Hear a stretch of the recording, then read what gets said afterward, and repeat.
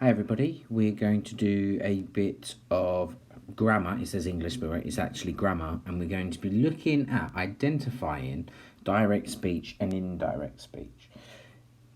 And this is part of our sort of grammar unit on speech and how we can show speech in our writing. So there are two types of speech. There are, of course, direct speech and there is indirect speech. And sometimes indirect speech is called reported speech. So I might refer to it as reported speech, but you know now that that is actually indirect speech.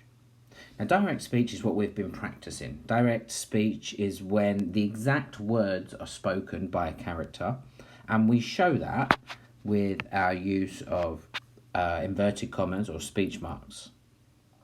We've had a look yesterday at some of the punctuation that was involved. And I was really impressed to see that we've given it a go.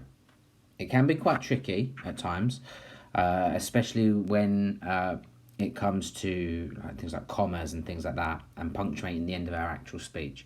But you're doing a very good job. Keep it up.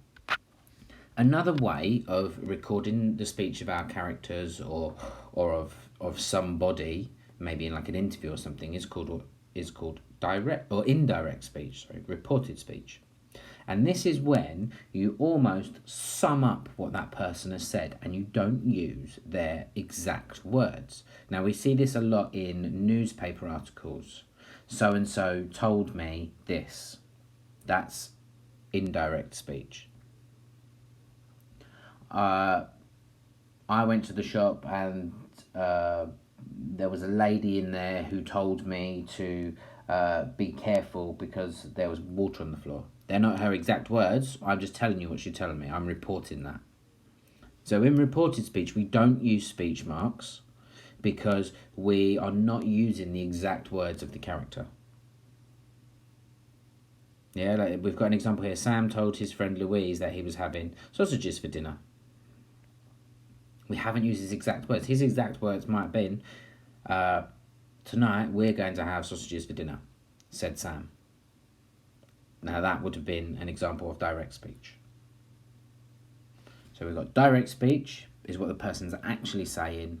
Indirect speech is when you're telling somebody what somebody said and not using their exact words. So let's have a look. Here we have a little article here. And it says, can you spot the reported speech? So remember, we're not going to be looking for speech marks because we know that that's direct speech. So we want to look for somewhere where we might be saying what somebody else has said. So I'm going to quickly skim read this. So dispose of milk. They usually send in businesses, hotels and cafes. According to the Royal farmers from businesses. So, we've got here, according to the Royal Association of British Dairy Farmers. So this is what they say.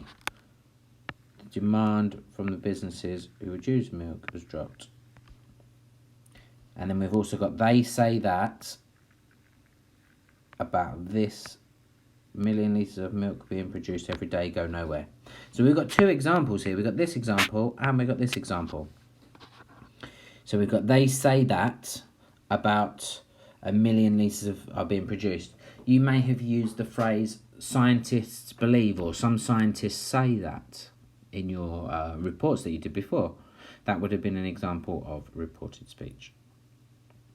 We do have an example where we've got, it's sort of a crossover with direct and indirect. We've got what they're saying, but we're using the exact words, therefore we are using punctuation. You'll notice here that the full stop is on the outside. That is because it is not speech as in a conversation. This is a quote about what somebody is saying. So what I want you to do, I want you to have a go in here.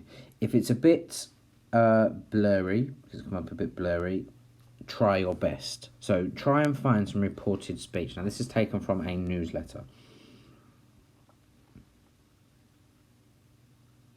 So look through it. Can you spot any? So I can see here, this is almost like a speech word. Chris told Penhill News that he was feeling petrified about the near-death experience. So he has told us that. We've got someone's telling us, but they're using an exact word. We know that because of the speech marks there. So well done if you spotted that.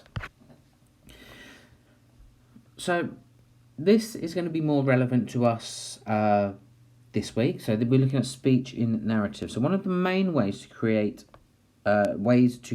character, so like a personality, is by what your character says and how they say it. So here we've got an example here. And when I'm reading this, I want you to think about what two things do we now know about Caspian. So, gentlemen, said Caspian in a feeble voice. What you do with me, I hope, whatever you do with me, I hope that you will be kind to my poor horse. What do we know? Number one, we know that he's got a horse. Number two, we know he's feeble, so he might be quite old, he might be quite skinny, quite scared. And just sort of the language that he's using, we can assume it's quite old. It's quite a dated piece here.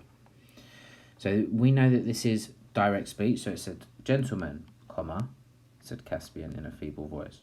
Whatever you do to me, I hope you'll be kind to my horse. So it can be really... Punctuating speech can be quite complicated, but we've broken it down. You can always look back at the previous lessons. What I want you to do is I want you to explain the difference in the next three... I'm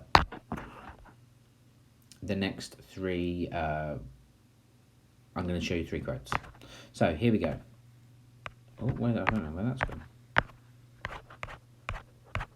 So, but there is another way, she explained, and that is how you make the character say it.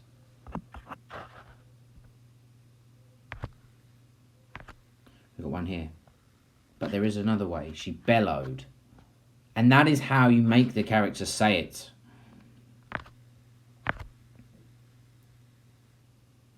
But there is another way, she whispered.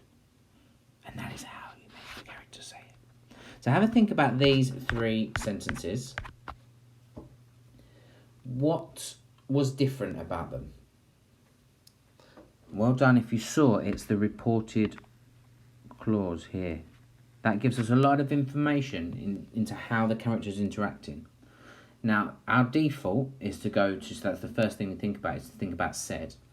Now, said is a really sort of non-descriptive word. It doesn't really tell us too much about anything. We don't know if they're excited, we don't know if they're happy, we don't know if they're hiding. And we can all tell that by how they're saying it. So if we say she whispered, we might think she's either hiding, she doesn't want to get caught, she obviously doesn't want to get heard. So we can tell a lot. If she's bellowing, that means she's shouting and saying something really powerfully. We know that she might be quite angry. She wants people to notice her. So that our reported clauses can show us a lot of information, or give us a lot of information as readers. So for your One Chili Challenge, what I want you to do is I want you to take these speech bubbles and I want you to write them as direct speech. And I also want you to have a reported clause in there. So, for example, this first one, I wonder how I solved this problem. So she's thinking. So you might say, I wonder how I solved this problem, pondered Sarah. Said Sarah in deep thought. Said Sarah confidently. Inquired Sarah. Lots of, we've got 6 here. Give them a go. Try your best. Our second chili challenge. So we've got an animal here, and I want you to write a monologue. So a monologue is where you talk to yourself. Mono means one. What do you think this animal is saying? We've got the 3 chili challenge. Write some dialogue. So die means 2. Dialogue between these two lionesses. What might they be saying? Give them names. It might be as simple as lioness 1, lioness 2. But practice playing around with speech.